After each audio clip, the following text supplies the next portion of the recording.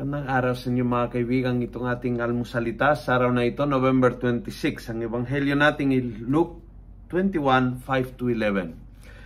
Sabi ni Jesus, while some people were talking about the temple, remarking that it was adorned with fine stonework and rich gifts, Jesus said to them, the days will come when there shall not be left one stone upon another of all that you now admire. All will be torn down. Magandang reminder ng Panginoong Jesus sa ating lahat. Lahat ng ina-admire nating ay mawawala balang araw. And hindi dapat lahat po ng ating pag-asa, kaligayahan ay nakapatong sa mga bagay na mawawala. Youth ay mawawala, tumatanda tayong lahat. Kalusugan ay nawawala. Sometimes you get sick. So many things na ina-appreciate at ina-admire ay eventually mawawala.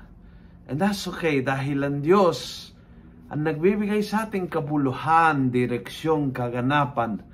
Siya hindi mawawala. Kaya huwag tayo maglagay ng buong nating pag-asa, buong nating interest sa mga bagay na ay transitory lang. Tulad ng pera, tulad ng kalusugan, o tulad ng kabataan. Yun ang mga bagay na eventually will pass away. And they really important. Yan na hindi mawawala.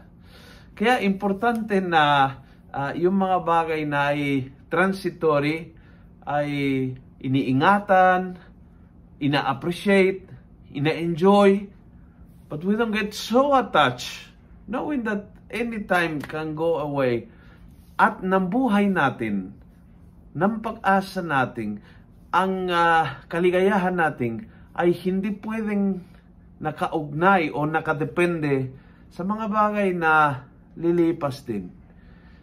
Good reminder ng Panginoon sa ating umasa sa mga bagay na italagang matibay sa buhay natin. Umasa sa Panginoon at hindi tayo mabibigo.